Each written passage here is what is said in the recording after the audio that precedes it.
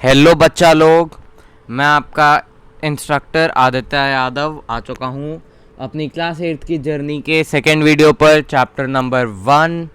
और आज हम लोग शुरुआत करने जा रहे हैं फ्रॉम प्रिपरेशन ऑफ सॉइल। हम लोगों ने पिछली बार ये कवर अप नहीं किया था, आज हम लोग यहाँ से फिर से शुरू करेंगे। तो चलिए हम लोग 1.3 पढ़ते हैं, प्रिपरेशन ऑफ सॉइल। ओके, और जिसने मेरी पहली वीडियो नहीं देखी है वो जाकर के मेरी पहली वीडियो देख ले। And do not forget to like and subscribe. तो चलिए हम अपनी क्लास बढ़ाते हैं। Preparation of soil. The preparation of soil is the first step before growing a crop. One of the most important tasks in agriculture is to turn the soil and loosen it. This allows the roots to penetrate deep into the soil. The loose soil allow the roots to breathe easily even when they go deep into the soil. Why does the loosening of soil allow the root to breathe easily? चलिए तो हम लोग अपना पहला paragraph पहले समझेंगे और उसके बाद आगे बढ़ेंगे, ठीक है।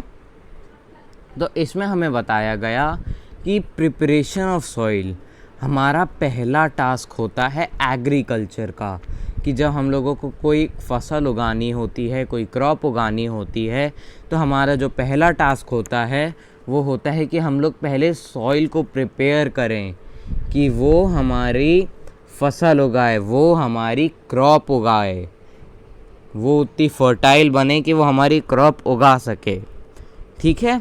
तो इसमें जो सबसे इम्पॉर्टेंट टास्क होता है प्रिपरेशन ऑफ सॉइल का, सबसे इम्पॉर्टेंट टास्क होता है कि हम लोग उसे लूज़ करें। जो हमारा सॉइल है, हम लोग सॉइल को लूज़ करें ताकि जो हमारी क्रॉप्स की रूट हैं वो डीप पेनिट्रेट कर पाएँ ईज़िली। अब जितना अंदर जाएंगी हमारी क्रॉप्स की रूट, उतने ही ज़्यादा न्यूट्रिशन आएंगे, और जितने ज़्यादा न्यूट्रिशन आएंगे हमारे पौधे या हमारी फसल उतनी अच्छी होगी, उतनी ज़्यादा यील्ड देगी, तो उससे हमें ज़्यादा प्रॉफिट होगा, ठीक है बच्चा लोग। चलिए यहाँ पर शायद से हमसे एक क्वेश्चन भी पूछा गया है, why does the loosening of soil allow the root to breathe easily. बहुत अच्छा क्वेश्चन है। हमसे क्या पूछा गया है, why does the loosening of soil allow the root to breathe easily. अब जब हम लोग अपने सॉइल को लूज़ करते हैं तब वहाँ पर क्या हो जाते हैं, सॉइल के बीच में गैप्स हो जाते हैं, और जब वहाँ पर गैप्स हो जाएंगे वहाँ पर ऑक्सीजन जाएगी, और हमारे प्लांट्स को क्या चाहिए होती है, ऑक्सीजन। और वहाँ पर जब बारिश का टाइम होगा वहाँ पर पानी भरेगा, हमारे प्लांट्स को पानी मिलेगा, ऑक्सीजन मिलेगी, तो हमारे प्लांट्स अच्छे से ग्रो होंगे, ठीक है। नेक्स्ट पैराग्राफ पढ़ते हैं। The loosened soil help in growth of earthworms and microbes present in the soil. These organisms are friends of the farmer since they further turn and lose the soil and add humus to it. But why the soil need to be turned and loosened? चलिए हमें एक और point मिल गया कि the loosened soil help in the growth of earthworm and microbes present in the soil। बहुत important point है ये, ठीक है। तो जब हम लोग अपने सॉइल को लूज़ करते हैं तो वहाँ पर गैप्स बन जाते हैं, और उन गैप्स से नए नए माइक्रोब्स आते हैं वहाँ पर, और अर्थवॉर्म आते हैं जो हमारे सॉइल को और फर्टाइल कर देते हैं, और उससे हमारी क्रॉप्स अच्छी ग्रो होती हैं, ठीक है। These organisms are friends of the farmer since they further turn and loosen the soil and add humus to it. Humus सबको पता है, but why the soil need to be turned and loosened? Question अभी भी रहता है कि हमें क्यों लूज़ करनी चाहिए अपनी सॉइल, हमें क्यों टिल्टिंग का प्रोसेस करना चाहिए। शायद से यहाँ पर हमें आंसर मिल जाए। You have learned in the previous classes that soil contains minerals, water, air, and some living organisms. In addition, dead plants and animals get decomposed by soil organisms. In this way, various nutrients in the dead organisms are released back into the soil. These nutrients are again absorbed by the plants. तो हमें यहाँ पर क्या बोल रहे हैं, you have learn in the previous classes that soil contains minerals, water and air. हम लोगों ने तो पढ़ा था कि जो हमारी सॉइल होती है उसमें मिनरल्स होते हैं, वाटर कंटेंट होता है। अब हम लोगों ने जब उसमें टिल्टिंग की या फिर पहले भी उसमें एयर होती है और बहुत सारे लिविंग ऑर्गेनिजम्स होते हैं, ठीक है। In addition, dead plants and animals get decomposed by soil organisms. हम लोगों ने ये भी पढ़ा है कि जब एनिमल्स और प्लांट्स मर जाते हैं तब वो डिकम्पोज हो जाते हैं by the help of soil organisms. Soil organisms उन्हें डिकम्पोज कर लेते हैं और उससे सॉइल को और भी ज़्यादा फर्टिलिटी मिलती है। In this way, various nutrients in the dead organisms are released back into the soil. इस तरीके से जब ऑर्गेनिजम्स डेड एनिमल्स को डिकम्पोज कर देते हैं तब और भी ज़्यादा न्यूट्रिएंट्स मिलते हैं हमारे सॉइल को। These nutrients are again absorbed by plants. ये जो न्यूट्रिएंट्स हैं ये वापस से प्लांट्स एब्जॉर्ब कर लेता है। अब देखो ये एक साइकिल बन गई। कैसे? अब हम लोग मान लेते हैं कि एक प्लांट है, प्लांट वो बाद में मर गया तो वो बन गया डेड प्लांट, ठीक है। हम लोग सपोज कर रहे हैं डेड प्लांट, और जब वो प्लांट मर जाता है उसे क्या क्या खा लेते हैं, इन सॉइल में सॉइल ऑर्गेनिजम्स, सॉइल में जो ऑर्गेनिजम्स होते हैं, जो कीड़े होते हैं, सॉइल ऑर्गेनिजम्स,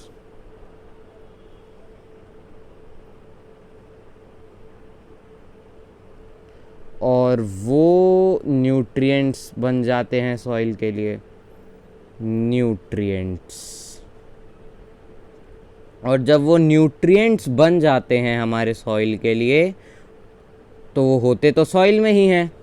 तो क्या हो जाता है कि जब वो सॉइल में होते हैं और उसके बाद जो हमारा सॉइल होता है, सॉइल में प्लांट्स होते हैं, वो वापस से मिल जाते हैं प्लांट्स को। ठीक है बच्चों, समझ में आ गया होगा। आगे बढ़ते हैं।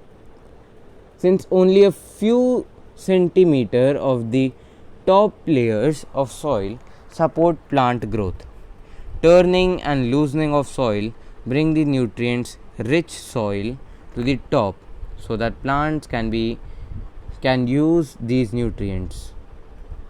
ठीक है, तो इसमें हमें क्या सिंपल बोला जा रहा है कि एक हमें पढ़ाया जाता है क्रस्ट, ठीक है। तो क्रस्ट के भी पार्ट होते हैं। हम लोगों ने पढ़ा था क्रस्ट, मैंटल और कोर, अर्थ के 3 पार्ट होते हैं। वैसे ही क्रस्ट के भी पार्ट्स होते हैं। तो उसमें जो पहला पार्ट होता है वही सूटेबल होता है कि हम लोग उसमें अपने प्लांट्स ग्रो कर पाएँ। ज़्यादा नीचे अगर हम लोग जाएंगे तो हमारे प्लांट्स ग्रो नहीं कर पाएंगे, क्योंकि वहाँ पर बहुत सारा रॉक्स होते हैं, बहुत सारे रॉक्स होते हैं वहाँ पर। अब जब रॉक्स होंगे तो उन्हें सॉइल नहीं मिलेगा, और सॉइल में हमारे होते हैं न्यूट्रिएंट्स। जो न्यूट्रिएंट्स सॉइल में होते हैं वो न्यूट्रिएंट्स हमें रॉक से नहीं मिल पाएंगे, तो हमारे प्लांट्स मर जाएंगे। वही बोला गया है कि जब हम लोग बार बार टिल्टिंग करेंगे तो जो नीचे की मिट्टी है वो ऊपर आएगी, ऐसे ही। और वो जो नीचे की मिट्टी थी वो न्यूट्रिएंट से भरी है, तो जो न्यूट्रिएंट्स उस मिट्टी में होंगे वो हमारे प्लांट्स को मिल जाएंगे, और जो हमारी ऊपर की मिट्टी थी हम लोगों ने उसे नीचे कर दिया, तो अब वो मिट्टी रेस्ट करेगी और उनमें फिर न्यूट्रिएंट्स आएंगे, क्योंकि वहाँ पर तो माइक्रो ऑर्गेनिजम्स हैं, अर्थवॉर्म्स हैं, वो वापस से न्यूट्रिएंट्स उसे देंगे। ठीक है। Thus, turning and loosening of soil is very important for cultivation of crops. पढ़ लिया, समझ में आ गया। The process of loosening and turning of the soil is called tilting and plowing. Underline कर लेना सब लोग। The process of loosening and turning of the soil is called tilting and plowing. मैं बता रहा था आपको पहले कि टिल्टिंग कहते हैं इसको, मैंने आपको पिछली वीडियो में बताया है। This is done by using a plough. Plough are made of wood और iron. If the soil is very dry it may need watering before ploughing. The ploughed field may have big clumps of soil called crumbs. It is necessary to break these crumbs. Leveling the field is beneficial for sowing as well as for irrigation. Leveling of soil is done with the help of a leveler. ठीक है, तो हमें क्या बोला गया कि turning के लिए दो टूल्स यूज़ किए जाते हैं। टर्निंग के दो प्रोसेसेस होते हैं, टाइलिंग और प्लॉइंग। ठीक है। This is done by using a plough. Ploughs are made of wood और आयरन। प्लॉ या तो वुड का होगा या आयरन का होगा। If the soil is very dry it may need watering before ploughing. क्योंकि अगर हमारा सॉइल सूखा है तो हमें ज़्यादा मेहनत लगेगी प्लॉ करने में, उसको टिल्ट करने के लिए हमें ज़्यादा मेहनत लगेगी। और अगर हमारे सॉइल में क्लम्प्स होंगे, क्लम्प्स मतलब गांठें होंगी, तो हमारे प्लांट्स को न्यूट्रिशंस नहीं मिल पाएंगे, क्योंकि हमारे प्लांट्स की जड़ इतनी मजबूत नहीं है कि वो क्लम्प्स को तोड़ पाएँ। इसीलिए हमें वो उन क्लम्प्स को तोड़ना ज़रूरी है। चलो नेक्स्ट पैराग्राफ पढ़ते हैं। Sometimes manure is added to the soil before tilling. This help in proper mixing of manure with soil. The soil is moistened before sowing. कि जो हमारा सॉइल होता है उसको मॉइस्ट किया जाता है सोइंग करने से पहले। और हमारे जो सॉइल में मैन्योर ऐड किया जाता है। मैन्योर मतलब पता है सबको, जब सारे प्लांट्स डीकम्पोज हो जाते हैं, एनिमल डीकम्पोज हो जाते हैं, तब वो मैन्योर बन जाते हैं, जो हमारे प्लांट्स के लिए बहुत ही ज़्यादा न्यूट्रिशियस होते हैं। ठीक है, चलिए। Agricultural implements. Before sowing the seed it is necessary to break soil clumps. पढ़ लिया। To get better yield. This is done with the help of various tools. The main tool used for this purpose are the plough, hoe and cultivator. ठीक है, यहाँ पर देख लो कि plough कैसा होता है। प्लॉ की 3 मेन चीज़ें होती हैं, उसकी बीम, उसका प्लॉ शाफ्ट और उसका प्लॉशेयर, जिससे प्लॉ होता है।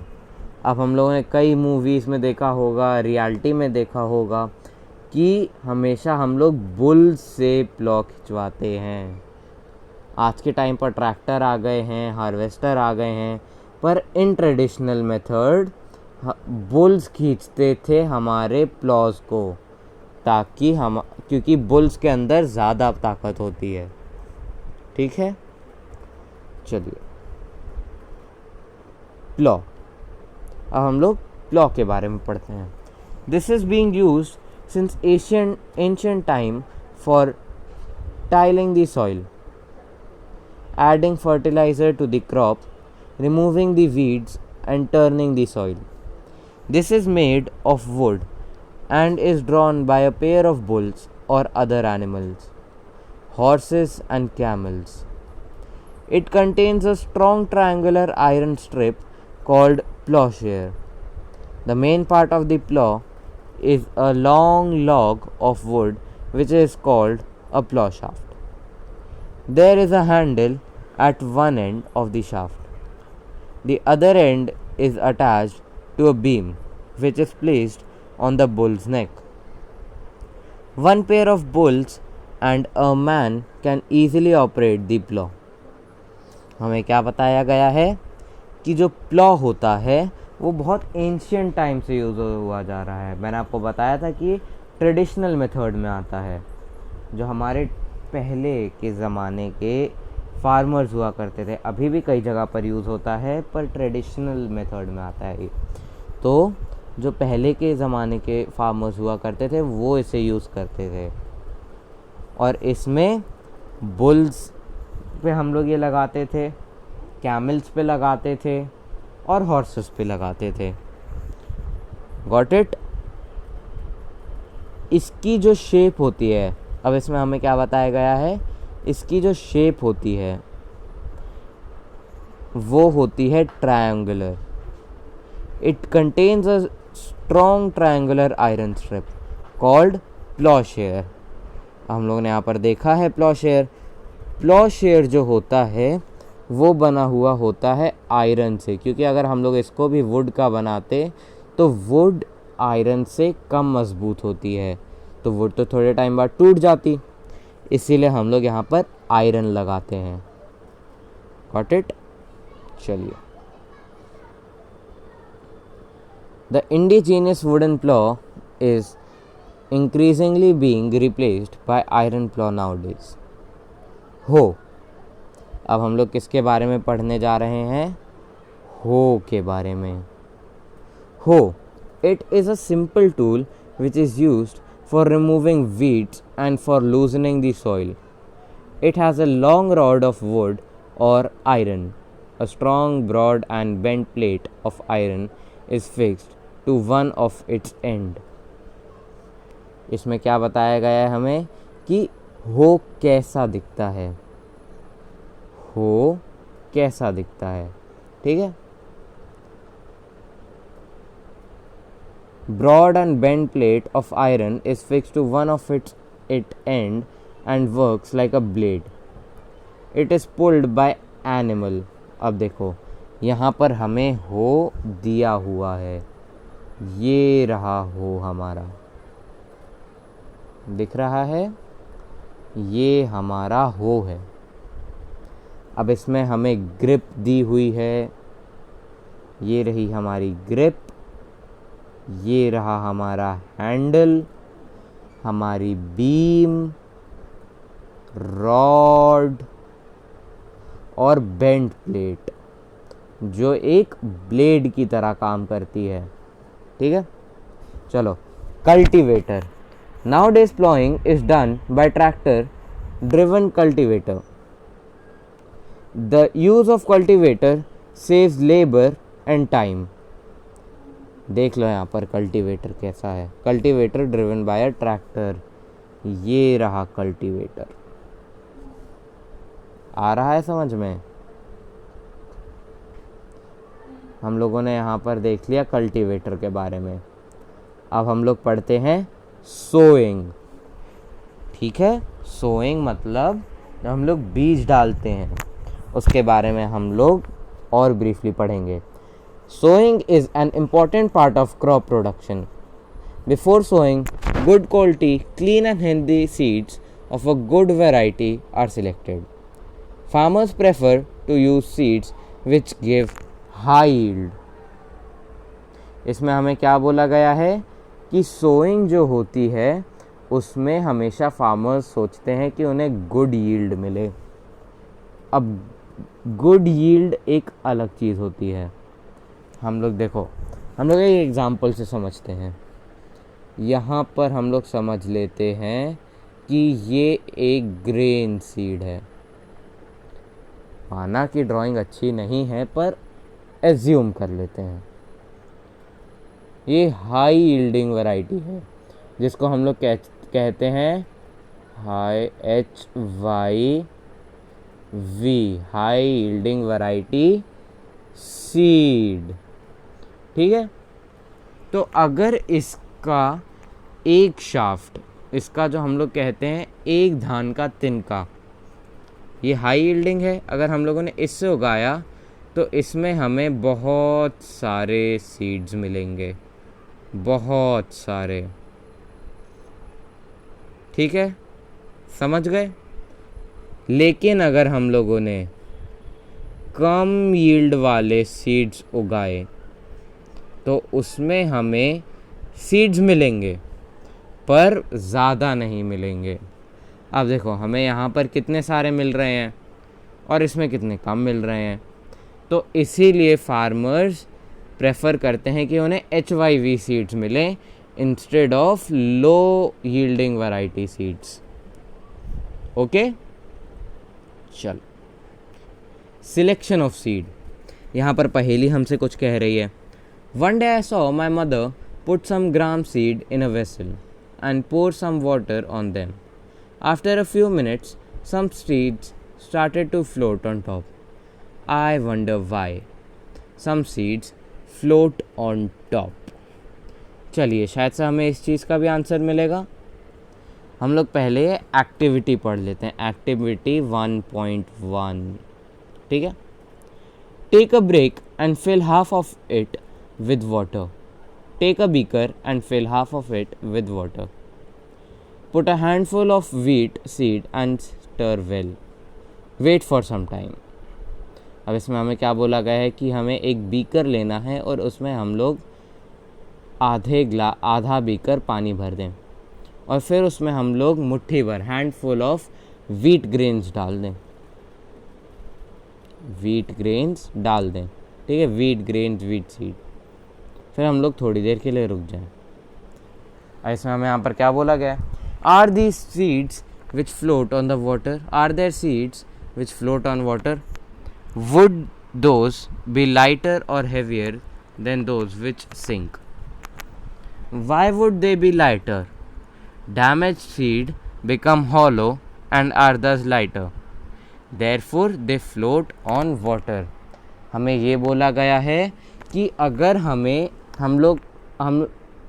पढ़ाया गया है कि अगर हम लोग एक गिलास पानी लें, ये पानी है, और अगर इसमें हम लोग कुछ डाल दें, बहुत कुछ डाल दें, अगर हम लोगों ने इसमें थोड़ा सा ऑयल और थोड़ी सी सैंड डाली है, क्या डाला है? थोड़ा सा ऑयल और थोड़ा सा सैंड। यहाँ तक पानी है, ऑयल ऊपर आ जाएगा और सैंड सेटल डाउन हो जाएगी। ऑयल के कुछ ड्रॉप्स नहीं, सारे ड्रॉप्स ऊपर आ जाएंगे और हमारी जो सैंड है वो नीचे सेटल डाउन हो जाएगी। क्यों? क्योंकि जो ऑयल होता है उसके पार्टिकल्स लाइट होते हैं रैदर देन वाटर, और जो हमारा सैंड होता है, सैंड पार्टिकल्स आर हेवियर। ऐसे ही हमें ये बताया गया है, जो डैमेज सीड्स होते हैं एक ग्रेन के, वो ऊपर आ जाएंगे क्योंकि वो अंदर से हॉलो होते हैं, अंदर से खाली होते हैं। ठीक है, अब हम लोग देखते हैं traditional tools. What are traditional tools? ठीक है, the tools used traditionally for sowing seed is shaped like funnel. The seed are filled into the funnel, passed down through 2 or 3 pipes having sharp ends. These end pieces persist into the soil and placed there. देखो, यहाँ पर हमें करके भी दिखाया गया है, हमें एक यहाँ पर फोटो दिखाई गई है। अब यहाँ से हम लोग डालेंगे हमारे सीड्स, हम लोग यहाँ से अपने सीड्स डालेंगे। और यहाँ पर ब्लेड्स होते हैं, हॉलो ब्लेड्स, जिससे हमारे फील्ड में इक्वली सीड्स फैल जाएंगे। और ये था हमारा ट्रेडिशनल मेथड। ओके, चलिए सीड ड्रिल दिखाया है। सीड ड्रिल, ये रहा सीड ड्रिल, इजी टू, ठीक है, easy to remember.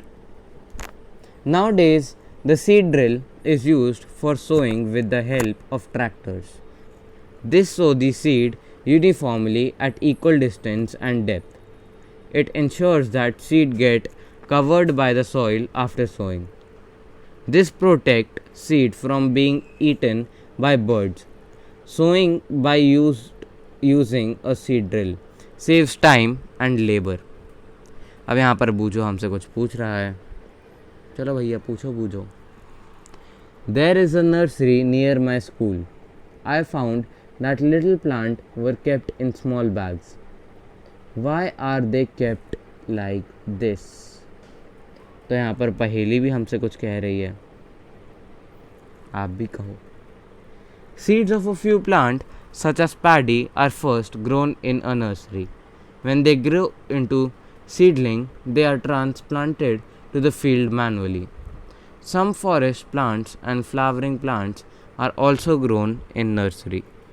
हमसे यहाँ पर क्या बोला जा रहा है कि जो पैडी होती है, जो चावल होता है, राइस, उसको कभी भी डायरेक्टली फार्म्स में नहीं उगाया जाता। हमें तो पता है कि पैडी को उगाने के लिए फार्म्स नहीं, पूल्स चाहिए होते हैं, जिसको बार बार फ्लड किया जाता है, बार बार पानी दिया जाता है।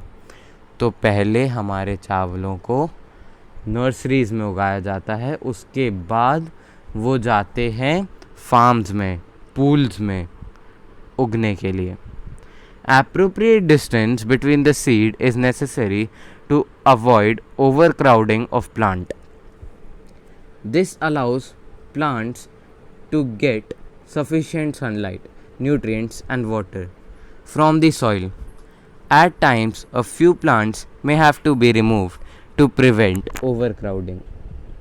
अब हम लोगों ने कई बार देखा है कि अगर एक रूम है, हम लोग सपोज करते हैं एक रूम है, वहाँ पर बहुत सारे लोग हैं, बहुत सारे, many people are there.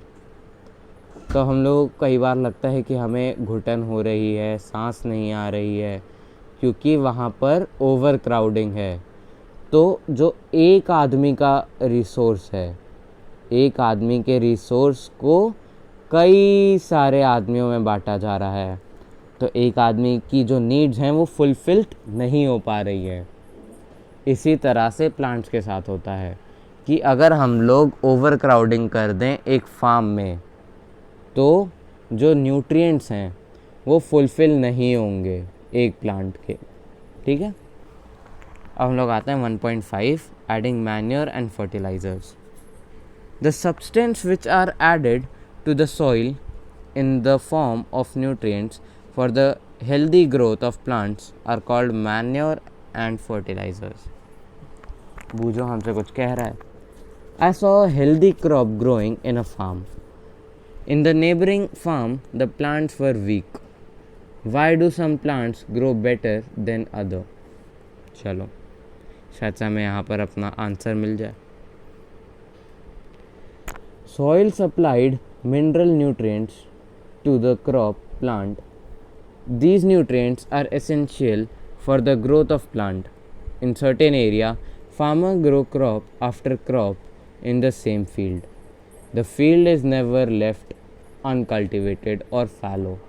Imagine what happened to the nutrients. अगर हम लोग एक ही फील्ड में बार बार अपना क्रॉप्स उगाएं, तो उसके तो न्यूट्रिएंट्स चले जाएंगे, और हम लोग उसको फैलो नहीं छोड़ें, मतलब हम लोग उसको न्यूट्रिएंट्स उसके वापस लाने का टाइम ही ना दें, तो हमारी जो क्रॉप है वो ख़राब हो जाएगी, उसको उतने न्यूट्रिएंट्स नहीं मिलेंगे। ठीक है। फिर चाहे हाई यील्ड वैरायटी सीड्स ले आओ या कुछ भी कर लो, चाहे बहुत सारा मैन्योर डाल लो, बहुत सारा फर्टिलाइज़र डाल लो। चलो मैन्योर अगर आपने पूरे में भर दिया तब तो चलो उग जाएंगे, क्योंकि मैन्योर में न्यूट्रिएंट्स होते हैं, ठीक है। लेकिन कुछ सॉइल न्यूट्रिएंट्स भी होते हैं जो हमें मैन्योर से नहीं मिलते हैं, तो हमें अपने लैंड को फैलो छोड़ना पड़ता है for some period of time. Continuous cultivation of crop make the soil poor in nutrients. Therefore, farmers have to add manure to the field to replenish the soil with nutrients. This process is called manuring. Improper or insufficient manure result in weak plants. जो मैंने आपको बताया था वही ये same चीज़ बता रहे हैं कि जो फार्मर्स होते हैं वो मैन्योर ऐड करते हैं अपने फार्म पे न्यूट्रिएंट्स लाने के लिए, अपने फार्म की सॉइल को और न्यूट्रिशियस बनाने के लिए, कि जो हमारी क्रॉप है वो ज़्यादा न्यूट्रिएंट्स लें और हमें ज़्यादा बेनिफिट दें। Manure is an organic substance obtained from the decomposition of plant or animal waste. Farmers dump plant and animal waste in pits at open places and allow it to decompose. The decomposition is caused by some microorganism. The decomposed matter is used as organic manure. You have already learned about vermicomposting in class 6th. ठीक है, तो हमें यहाँ पर क्या बोला जा रहा है कि जो एनिमल वेस्ट होता है और जो प्लांट वेस्ट होता है वो फार्मर्स ला करके अपने फार्म में रख देते हैं कि आओ यहाँ पर आप अपना वेस्ट रखो, पिट्स में रखते हैं। क्यों? क्योंकि जो वो वेस्ट होता है वो थोड़े टाइम के बाद उनके लिए मैन्योर बन जाता है, and that manure is very helpful for the plants, that gives nutrition to the crops. ठीक है, हम लोग एक्टिविटी 1.2 पढ़ लेते हैं। टेक मूंग और ग्राम seed and germinate them. Select 3 equal sized seedling. Take 3 empty glasses or similar vessel. Mark them A, B and C. To glass A, add little amount of soil mixed with a little cow dung manure. In glass B, put the same amount of soil mixed with little urea. Take the same amount of soil in glass C without adding anything. Now pour the same amount of water in each glass and plant the seedling in them. Keep them in a safe place and water them daily. After 7 to 10 days, observe the growth. तो हम लोगों को यहाँ पर क्या बोला गया है कि हमें 3 कप्स लेने हैं, कप ए, कप बी और कप सी। ठीक है, तो चलो हम लोगों ने ले लिए कप्स, और अब हमें यहाँ पर क्या बोला जा रहा है कि उन कप्स में हम लोग चीज़ें रखें। जैसे अब हम लोग क्या रखें, हम लोगों को मूंग दाल लेनी है, ओके, और फिर हमें अपने कप्स को मार्क कर देना है। तो हमें थोड़ा सा काऊ डंक डालना है, एनिमल वेस्ट डालना है कप ए में। फिर कप बी में यूरिया डालना है। यूरिया एक टाइप का फर्टिलाइज़र होता है। क्या होता है? एक टाइप का फर्टिलाइज़र। और फिर हमें क्या करना है, हमें अपने कप सी में कुछ भी नहीं डालना है, और सेम अमाउंट ऑफ वाटर, मतलब जो हम लोगों ने कप ए को दिया वही कप बी को अमाउंट ऑफ वाटर देना है, और वही सेम कप सी को देना है। तो हम लोग यहाँ पर क्या देखते हैं कि जो कप बी है उसकी थोड़ी ज़्यादा उगी हैं, कप ए की थोड़ी कम उगी है, और कप सी की तो कुछ भी नहीं उगी, कुछ भी नहीं उगी इसकी तो। क्यों? क्योंकि हम लोगों ने कुछ डाला ही नहीं। Did plant in all the glasses grow at the same pace? Which glass showed better growth of plant? In which glass was the growth faster?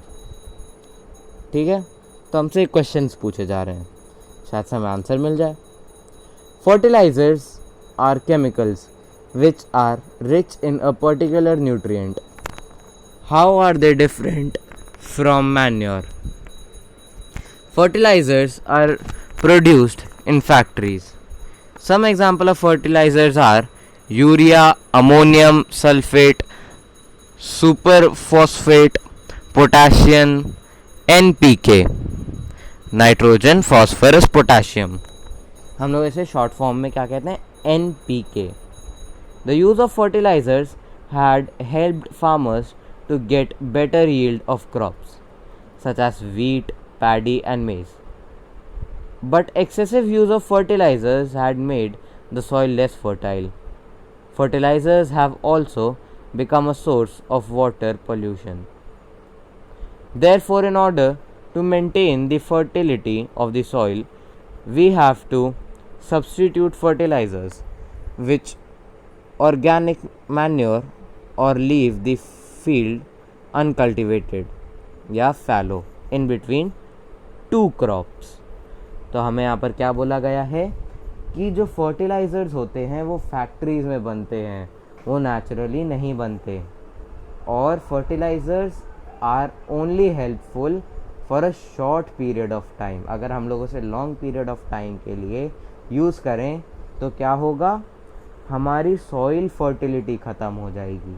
जो हमारी जो सॉइल थी, जो खुद फर्टाइल हो रही थी, वो फर्टाइल होना बंद हो जाएगी. ठीक है.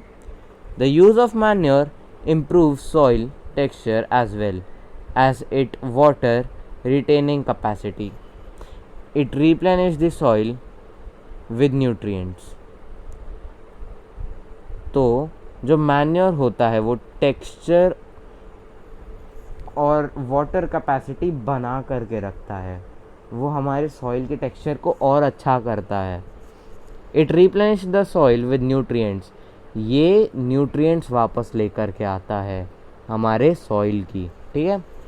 Another method of replenishing the soil with nutrients is through crop rotating. This can be done by growing different crop alternatively. Earlier, farmers in North Indian used to grow legumes as fodder in one season and wheat in the next season. This helped in the replenishment of the soil with nitrogen. Farmers are being encouraged to adopt this practice. तो चलो मैं तुम्हें ये दिखा देता हूँ. अब हम लोग यहाँ पर समझते हैं कि हमारे पास दो फील्ड्स हैं. हम लोगों ने या फिर एक ही फील्ड को दो पार्ट्स में डिवाइड कर दिया. तो हम लोगों ने ईयर वन में इस वाले फील्ड में अपनी क्रॉप उगाई. ठीक है. और फिर हम लोगों ने इसको फैलो छोड़ दिया. इसमें हम लोगों ने ईयर 2 पे हाथ नहीं लगाया, तो इसके न्यूट्रिएंट्स वापस आ जाएंगे. और फिर हम लोग क्या करेंगे? ईयर 2 को हम लोग इस वाले फील्ड में अपनी क्रॉप उगा लेंगे, क्योंकि फार्मर्स का तो क्रॉप उगा करके ही उनका घर चलता है, तो क्रॉप उगाना तो ज़रूरी है. इसीलिए इसको कहते हैं क्रॉप रोटेशन. हम लोग क्रॉप नहीं रोटेट करते, हम लोग फील्ड्स रोटेट करते हैं. आ रहा है समझ में? या फिर एक क्रॉप रोटेशन होती है जब हम लोग क्या करते हैं? लेग्यूमिनियस प्लांट्स, हम लोग पल्सेस, दालें उगाते हैं. तो हमें ये तो पढ़ाया गया था कि जब हम लोग दालें उगाते हैं तो वहाँ पर राइजोबियम बैक्टीरिया आते हैं उनकी रूट नोड्यूल्स में. ठीक है. और उनसे हमारे न्यूट्रिएंट्स वापस से रिप्लेनिश हो जाते हैं. तो चलो हम लोग पढ़ते हैं यहाँ पर क्या बताया गया. In the previous classes you have learned about rhizobium bacteria. चलो हमें हमारी सेकेंड चीज़ बताई गई है. In the previous classes you have learned about rhizobium bacteria. These are present in the nodule of root of leguminous plant. They fix atmospheric nitrogen. कि जो हमारे राइजोबियम बैक्टीरिया होते हैं वो एटमॉस्फेरिक नाइट्रोजन ठीक करते हैं. तो चलिए ठीक है बच्चा लोग, आज के लिए यहाँ तक ही। अब हम लोग कल, यानी जब मैं अगली वीडियो डालूँगा, कल हम लोग अगला पार्ट पढ़ेंगे। ठीक है, तब तक के लिए बाय एंड कीप स्टडिंग।